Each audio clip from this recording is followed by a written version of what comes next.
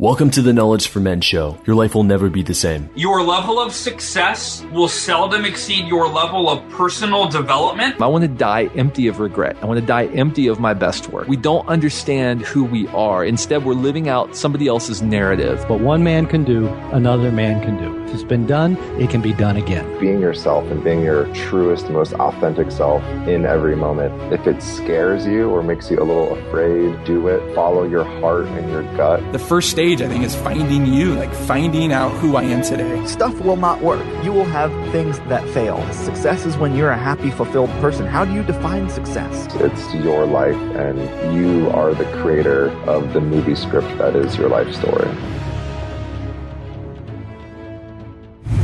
Do you ever feel like you're doing the journey alone? Have you ever felt like that you just need someone to talk to, someone who could bring some perspective into your world?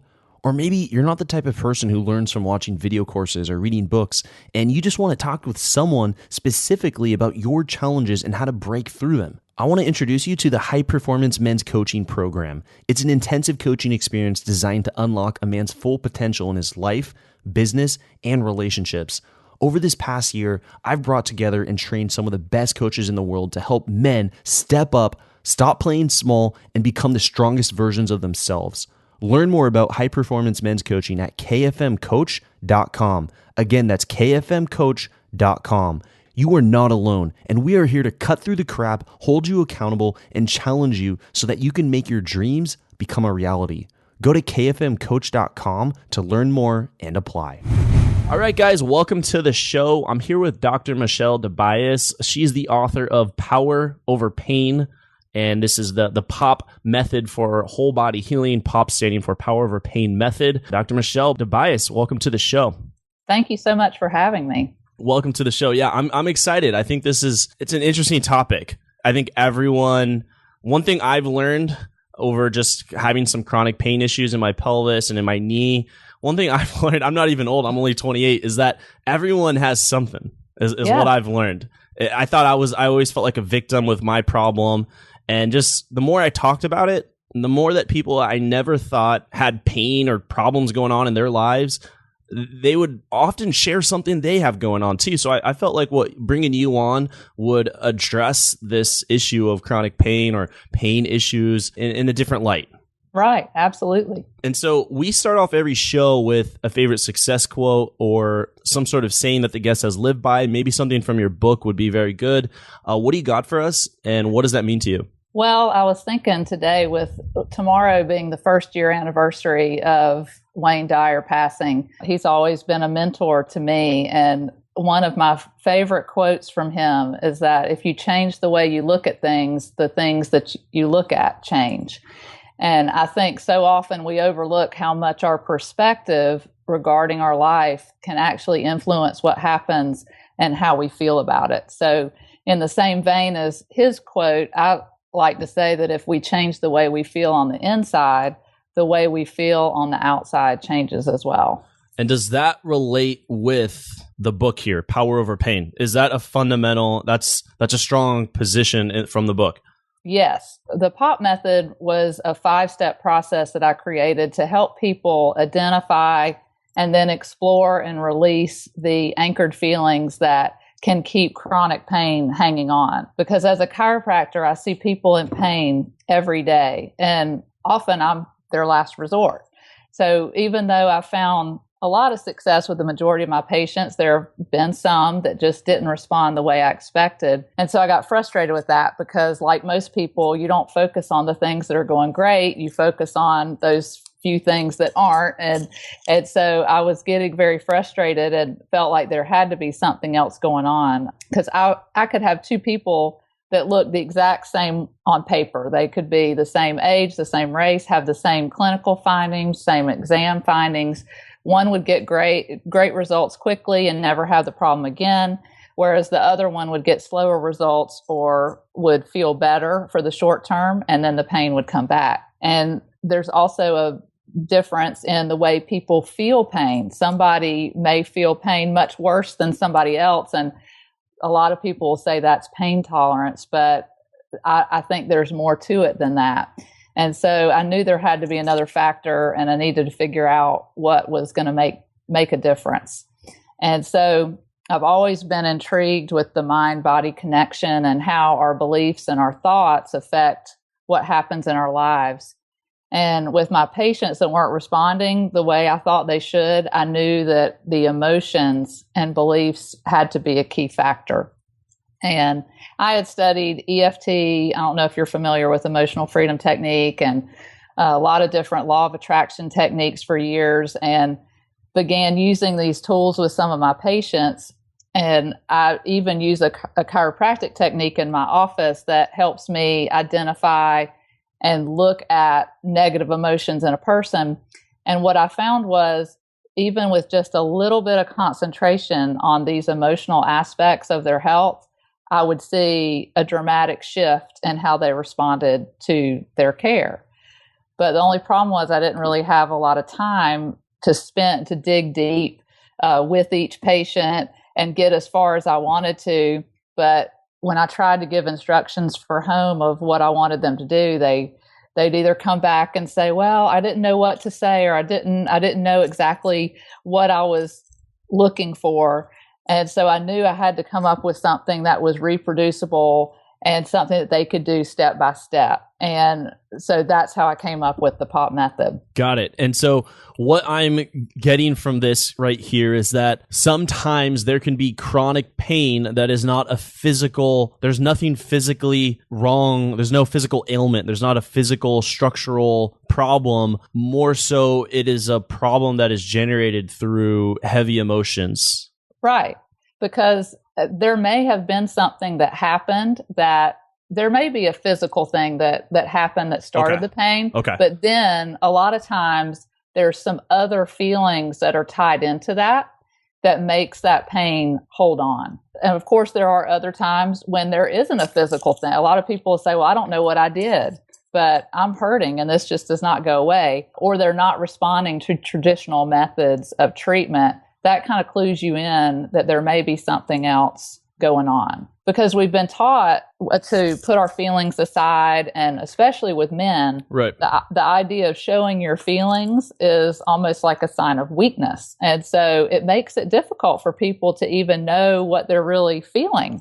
We've kind of numbed ourselves to that. So we have to start paying a little more attention. And once we do, then we can shift that. And a lot of times the pain will shift as well. So give us some examples of some of your patients. You don't have to obviously give full names or anything, right, but just, what were these people coming in with, and what did you help them with? And then what did it look like after the POP method? Well, for instance, somebody would come in, and like I said, I could have two patients that had the exact same clinical findings. But then when you start talking to them, you'll hear one of them say, well, I knew this was going to happen because my dad had this and my grandfather had this. And so I knew that I was eventually going to have this pain. And this one thing can clue you in. If this is what your belief is, that age comes with pain, or that you're genetically inclined, you think you're genetically inclined to have that pain, you have just upped the ante. You're most likely going to hold on to that a lot longer than somebody that doesn't have that belief system. At least once or twice a day, I'll have someone come in and say those exact words. And the genes really don't play that big a role anymore. New studies are showing that it's only 30% of the picture. So we really have to tap into what we're hearing and what we're saying to ourselves and what those belief systems are. And I've had people come in and they don't know what they did, and they don't understand why they're hurting. And then, for example, I had somebody the other day that was having some serious issues at home with their family members, and there was a lot of turmoil going on with their family. So they were like, I didn't do anything. I'm just hurting. And so I was like, well, what's been going on? What's happening in your life right now? And they said, well, I'm having this issue and that issue and that issue. And they were so frustrated, and they were having terrible low back pain. Well, low back pain can come for a number of reasons. One of the reasons, financial stress is a big issue that causes low back pain, as well as not wanting to move on with your life. There's studies out there that show how specific pain patterns can be caused by specific emotions. So that's something that I talk about in the book. Is I give charts and documentation so people can start to clue into what may be going on. Because once we figured out, I was like, this issue was going on, and we talked through it and started shifting through some of those beliefs and some of those feelings, then the pain lessened almost immediately.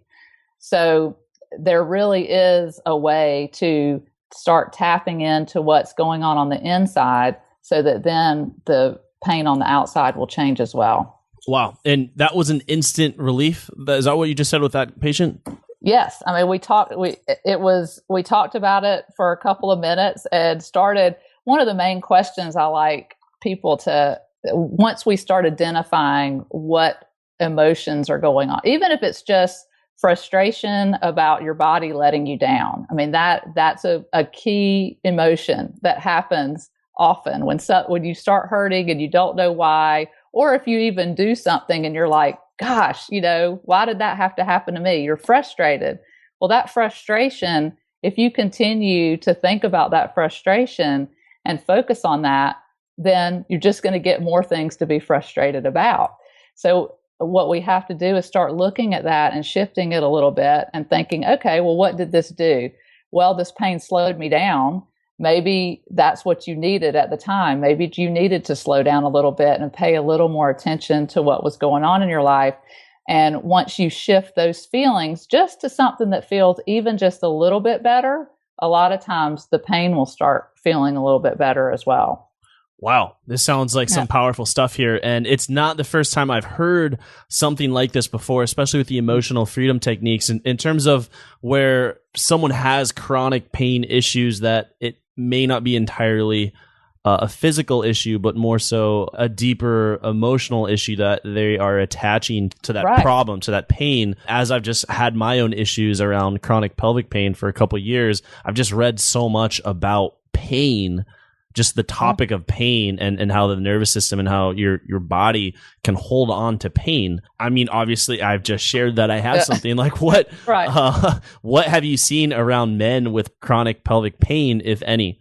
Well, again, low back and pelvic pain, a lot of times the emotional component can be financial stress. It can be coming from not wanting to move forward. Those are very common emotions that come with that. But more than just that, if you just ask yourself, what do you feel when you think about this pain? What do you feel? Like, what's the first thing that comes to your mind when you think about that pain? Sex. Okay. So you think about that, and what you need to do is then whatever the problem that you're having with that, you need to just start looking a little bit deeper into it and think, first of all, is it really true? I mean, is that really true? Is it really affecting you that way? What is it doing? Is it keeping you from having sex, or is it just... No, the issue came after having sex. Okay. It doesn't prevent me at all today. Okay. Well, okay. And so if it happened from that, then you need to start looking a little deeper into what, it might not have been something that you were doing at that point. It could be something that was going on around that time that has now just anchored in. And pain's always a signal. Pain's always an indicator that something isn't going right in your life. So you have to just look a little bit deeper into that and try and really just ask yourself, what am I supposed to be learning from this? What am I supposed to get from this? Because for some reason, your body is giving you an awareness that something is not right. Right. Yep.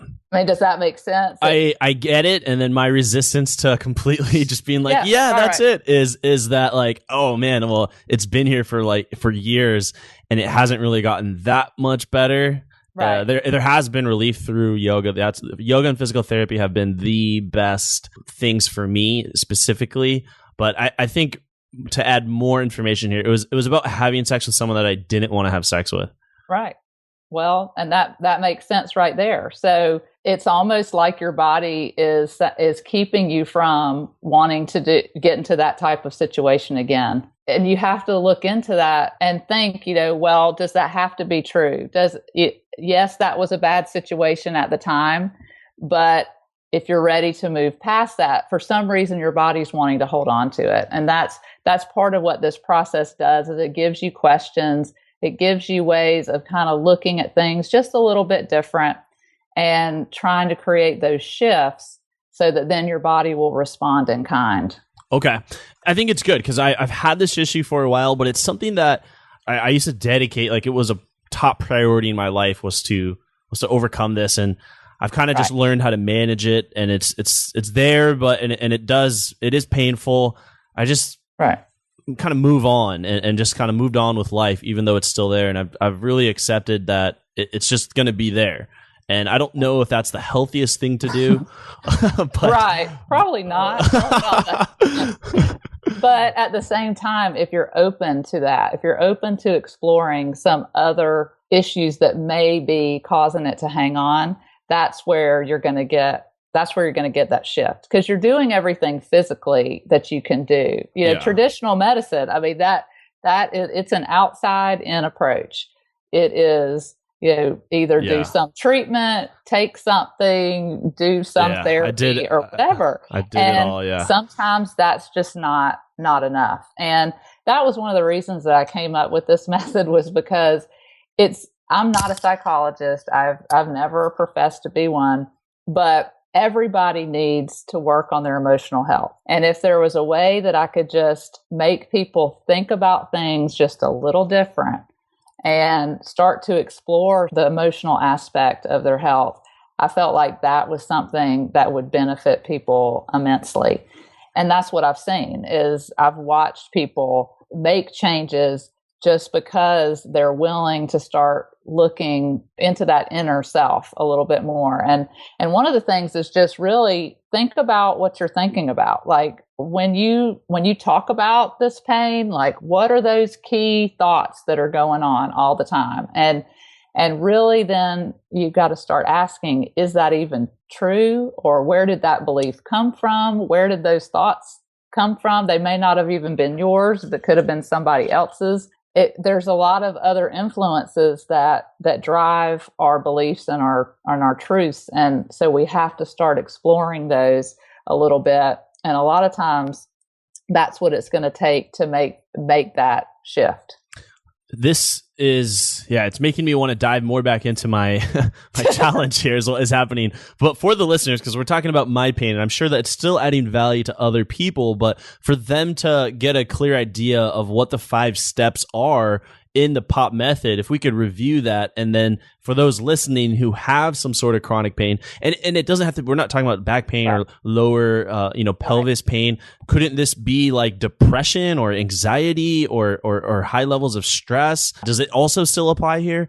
Oh, absolutely. And I've even started to use this with some weight loss. I have a weight loss clinic as well. And I've started to use it with those patients as well, because weight loss is such an emotional issue. But I had this one woman that, it was really sad, because she was diagnosed with this terrible nerve disease that the doctors really didn't even have a name for it, because it was just such a rare thing. And it just debilitated her. And so of course she comes to me, and I'm her last resort. And, the doctors had no treatment. And so we got to talking about what was going on. And she said, I don't know, I'm just stressed. And we all say that a lot. We all say we're stressed, but we have to look a little bit deeper. So the first step is to try to identify what those key emotions are. And with her, she started telling me about, she'd lost her daughter, she'd lost her husband. In a matter of a couple of 6 months, she had lost several very close people to her. And this pain started soon after. And so we had to start looking at what I call it is the tough questions. We have to ask, with these emotions, why do you want to hold on to those feelings anymore? And the first thought is, I don't want to hold on to any of this. But what we found with her was the pain was also, actually it was serving her by, first of all, it was giving her an excuse to keep herself away or to get close to anybody else. It was also giving her something else to think about rather than all the grief that she had. It was just serving her in so many ways that she couldn't understand until it was, until we were looking at it from a different perspective. And then she realized, yes, it's almost like the pain was almost her penance for still being here. And so as we started diving a little deeper into this and started just shifting it just a little bit, and one of the ways we shift, I try to shift things with these emotions. One of the steps is to start trying to find gratitude and try to find blessings and things that are going right in your life, and trying to reinforce those feelings rather than continuing to pay attention and focus on the things that are going wrong. And it's human nature for us to want to focus on what's going wrong rather than what's going right. And so part of it, what I did with her, was work on just trying to shift things and start looking at it as to whether it was helping her in any way to hold on to those feelings anymore. And once she started thinking about it, she's like, no, it wasn't getting her anywhere. It was just getting her more grief and more pain. And so as we started to work through and shift those things, then her pain started to shift as well, and she started to feel better. And so that's real. And the last step of the process is basically releasing the pain and releasing these feelings to something bigger than us, that spiritual connection that we all need to nurture. The last step is allowing ourselves to just let it go. And that's something very difficult for a lot of people, because pain becomes our identity. And we start to, that's all we're thinking about. It becomes part of who we are.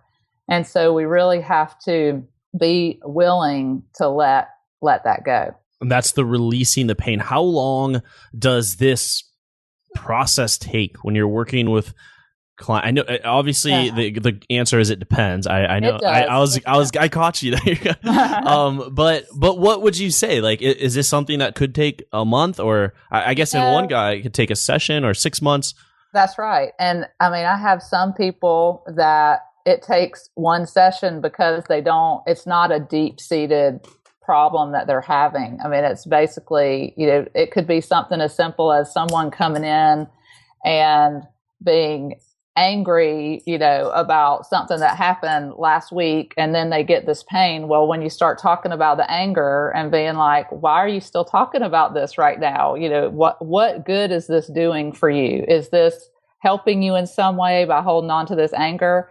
And once you work through that a little bit and you shift to feeling a little better about the situation, then the pain, you release it and the pain's gone. So it could be that simple, or it could be something that takes much longer. And that's one of the main reasons I wrote the book, was because I wanted to have a reference for people to go home and do this themselves, because a lot of people don't like to talk about their emotions. Now, they'll talk about their pain all day long, but they don't want to talk about those feelings and that emotional component.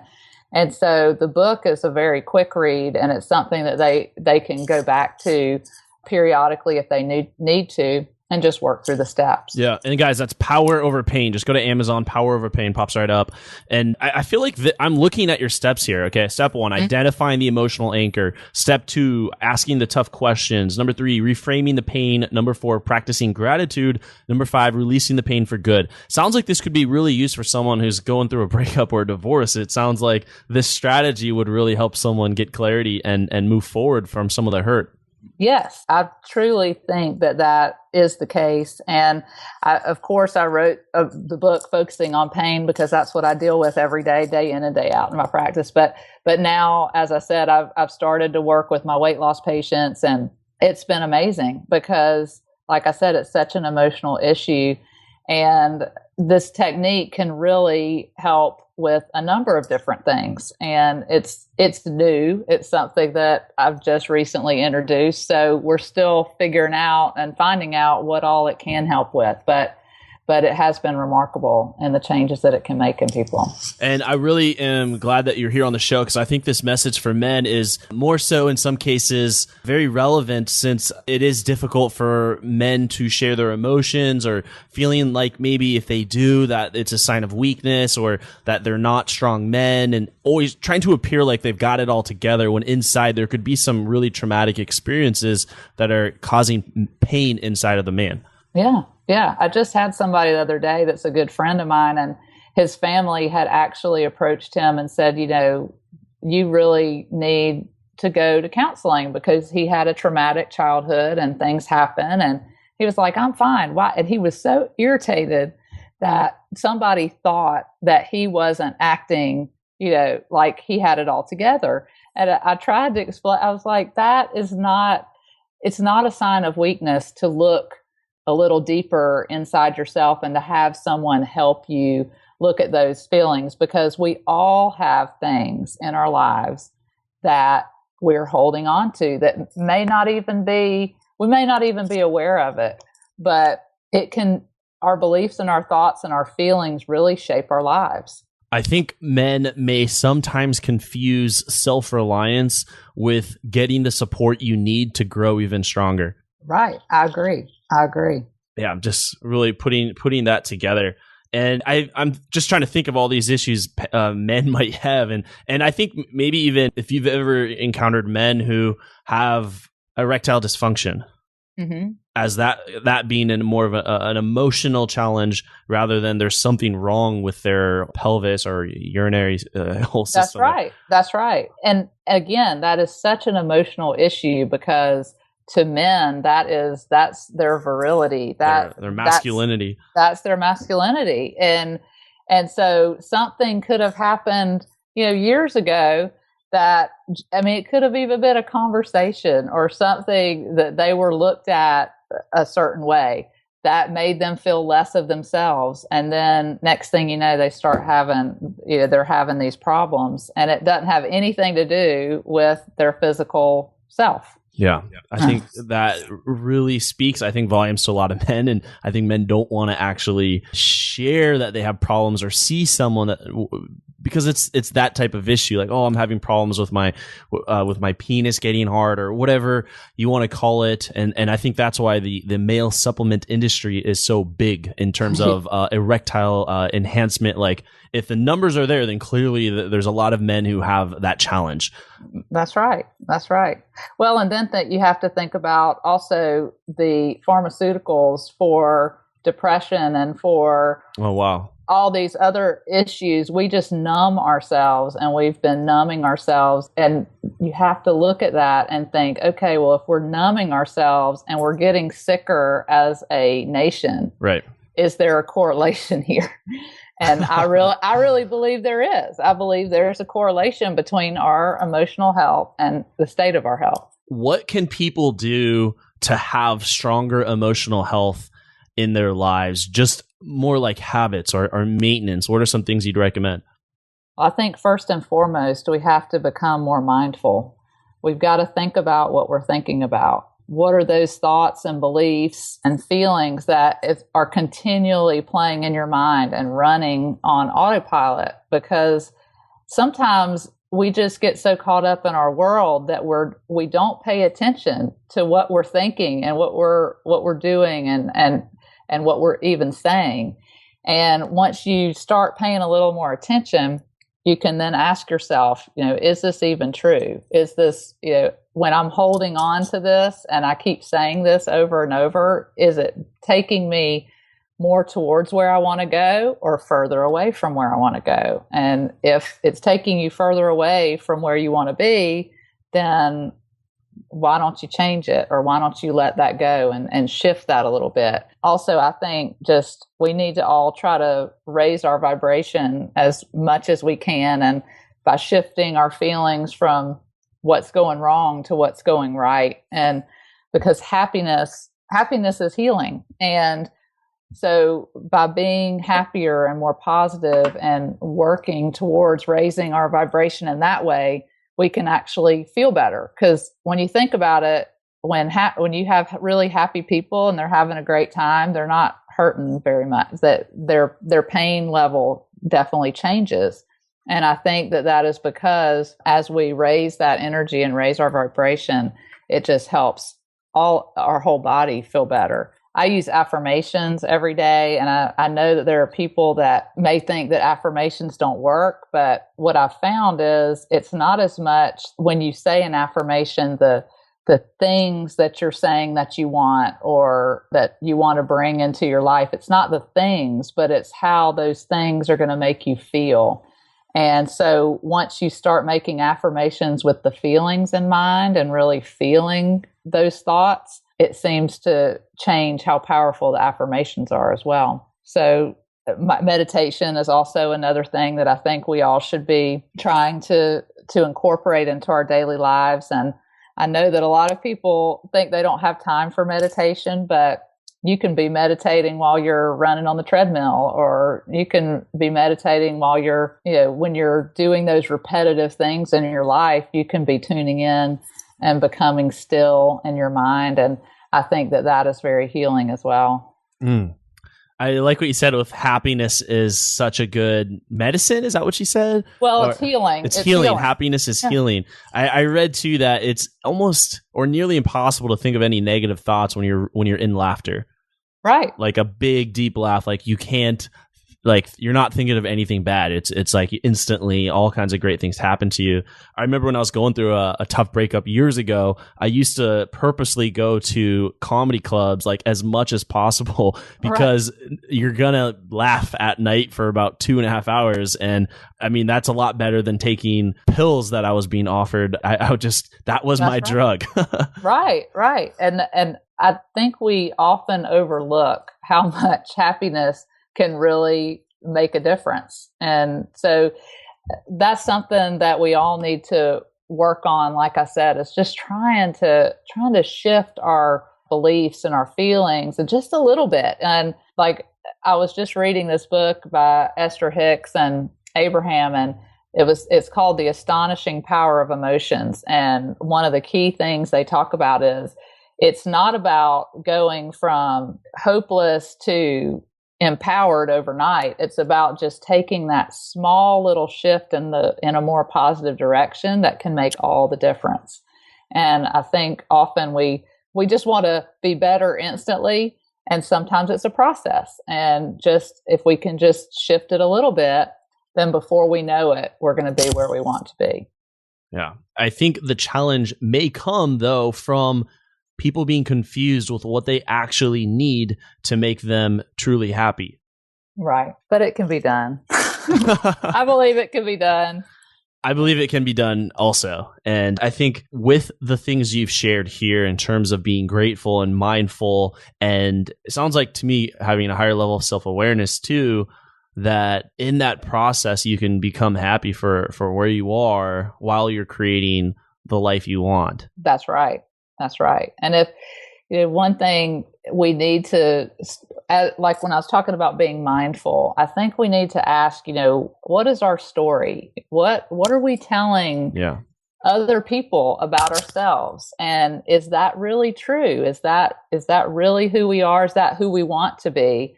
Because I think so often we just get stuck in the same old patterns, and, our mind processes billions of pieces of information every second. And so it has to filter a lot, and it filters things by what we believe and what we feel is true.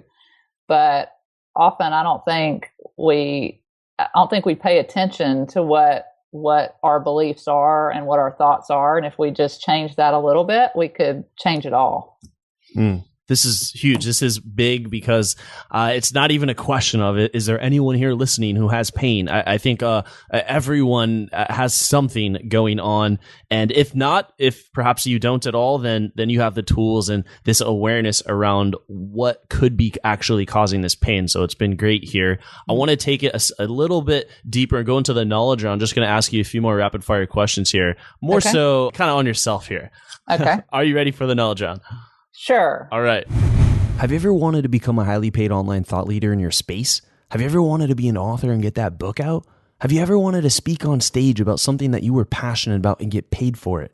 Have you ever wanted to sell courses online passively and wake up to seeing deposits made into your bank account while you were sleeping? So if you're interested in learning how to become a highly paid online thought leader and doing something similar to what I do, then you're going to love this free training I made for you where I share the exact steps I would take to build an online thought leader business if I was going to start all over.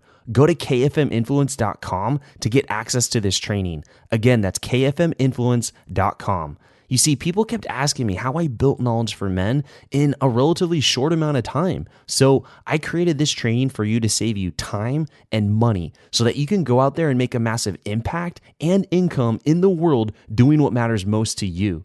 Go to kfminfluence.com to get this training now. Welcome to the Knowledge Round, where the guests will be asked rapid-fire questions to give the audience invaluable pieces of wisdom to help transform their lives. Starting in 3, 2, 1, showtime. My first question is, what advice would you give to someone who's feeling really lost in their life? Well, I would tell them that everything always is exactly how it should be. And if you can trust in that, then everything will be okay. Because I think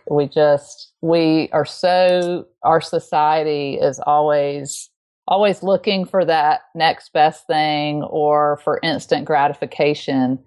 And we need to think about where we are at that moment and try to examine why are we there and know that we can change it in an instant if we want to. And I think sometimes even the most horrible situations, there is something positive that can come out of it if we're looking for it. But we often get stuck by those negative feelings, and all it takes is just a different perspective to change it all.